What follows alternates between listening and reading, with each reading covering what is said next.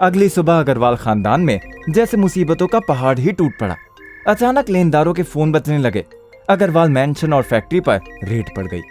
अतुल अग्रवाल के और सभी घर वालों के बैंक अकाउंट रातों रात फ्रीज कर दिए गए। अग्रवाल परिवार को कुछ समझ ही नहीं आ रहा था कि उनके साथ आखिर ये सब क्यों हो रहा था। गीता अग्रवाल को इस वक्त पैसों की सख्त जरूरत थी, पर उसके लिए इस वक्त पैसों का इंतजाम करना एक सबसे बड़ी चुनौती बनकर रह गया था।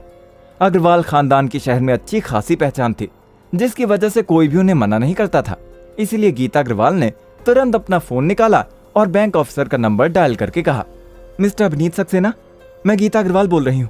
मुझे जल्द से जल्द मनी ट्रांसफर चाहिए। आप मुझे सारी फॉर्मेलिटीज बता दीजिए, मैं उन्हें पूरा कर दूंगी। मगर फोन के दूसरी तरफ से अभिनीत ने थोड़ा हिचकते हुए कहा, हेलो मिसेस अग्रवाल, कैसी हैं आप? इस पर गीता ने थोड़ा चिढ़ते हुए कहा, मैं ठीक हूँ, लेकिन फिलहाल बात करने का टाइम नहीं है। मुझे इसी वक्त कैश चाहिए, मुझे पूरे के पूरे। मगर इससे पहले कि गीता अपनी बात पूरी कर पाती, मिस्टर सक्सेना ने बीच में ही उन्हें रोकते हुए कहा, आई एम सॉरी मैडम, लेकिन मैं आपका ये काम नहीं कर सकता। ये सुनकर गीता अग्रवाल ने गुस्से में पूछा, मगर क्यों? इस पर मिस्टर सक्सेना ने जवाब दिया, दरअसल आपका अकाउंट फ्रीज हो गया है। ये सुनकर गीता के होश उड़ गए। उनका बैंक अकाउंट फ्रीज हो गया था, मगर क्यों और कैसे? लेकिन इस वक्त उनके पास इन सारी बातों में घुसने का टाइम ही नहीं था। इसलिए उन्होंने आगे कहा, अब तुम पैसों के लिए अग्रवाल परिवार को मना करोगे? और मेरे अकाउंट से तुम्हारे बैंक वालों को कितना फायदा होता है? अगर मैंने अपना अकाउंट बंद करवा लिया तो फिर तुम मेरे तलवे चाटने आ जाओगे। अभी के अभी मेरे अकाउंट में मनी ट्रांसफर करो। मिस्टर सक्सेना ने अपने बाल खुजाते हुए जवाब दिया, सॉरी, मैं आपकी मदद नहीं कर सकता मैडम, आपके अकाउंट्स फ्रीज हैं, प्लीज समझिए। ये सुनकर गीता अग्रवाल बुरी तरह से तिलमिला उठी, मगर इससे पहले कि वो आगे कुछ कह पाती, फोन कट चुका था। उन्होंने उसके बाद अभिनीत को फोन करने की काफी कोशिश की, मगर उन्होंने अपना फोन ऑफ कर लिया था।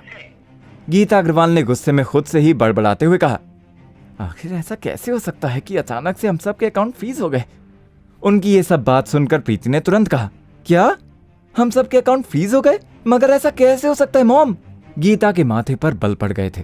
उन्होंने जवाब दिया, यही तो मुझे समझ में नहीं आ रहा। अभी गीता ये सब सोच ही रही थी कि तभी उनके पास उनके सीए कार्तिक अय्यर का फोन आता है। वो इस वक्त बेहद नाराज थी, मगर उन्होंने चिढ़ते हुए फोन उठाया और कहा, अब तुम भी बोलो, तुम्हें क्या काम है? उनकी ये टोन सुनकर कार्तिक थोड़ा सोच में पड़ गया, मगर फिर उसने तुरंत जवाब दिया, मैम एक इमरजेंसी हो गई है, इसलिए मैंने आपको फोन किया है। दरअसल अग्रवाल कंपनी के शेयर गिर गए हैं, जिसकी वजह से सारे शेयर होल्डर्स और बोर्ड मेंबर्स काफी नाराज हैं। इसके साथ साथ आपकी कंपनी को जो टेंडर मिलना था वो भी रिजेक्ट कर दिया गया है। ये सुनकर गीता के होश उड़ गए। अभी वो यही सोच रही थी कि आखिर उनके बैंक अकाउंट कैसे फ्रीज हो गए, और अब अचानक से उन पर इतनी बड़ी मुसीबत आ गई थी। उनका गला सूख गया और उन्होंने काफी मुश्किल से पूछा, मगर ये सब हुआ कैसे और किसने किया है? अपनी माँ को इस तरह से परेशान देखकर प्रीति भी काफी टेंशन में आ गई। वो भी कान लगाकर उनकी सारी बातों को सुनने लगी। तभी कार्तिक ने जवाब दिया, अभी पता नहीं चला है, हम पता करने की कोशिश में लगे हैं कि ये सब कर कौन रहा है। ये सुनकर गीता अग्रवाल के होश उड़ गए, पर अभी और भी कुछ होना बाकी था। अतुल अग्रवाल जो ऑफिस में बैठे थे, उनके फोन की घंटी बजने से नहीं रुक रही थी।